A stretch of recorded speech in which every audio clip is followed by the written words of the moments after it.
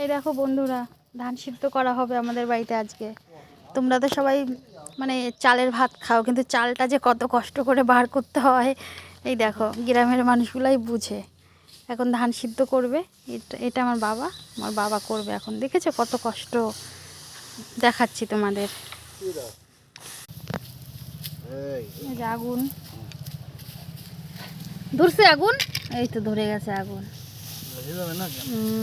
আমিও দিচ্ছি। যে আগুন ধরছে, এই যে ধান সিদ্ধ হয়ে যাবে একদম এখন। দেখো কত কষ্ট গ্রামের মানুষ।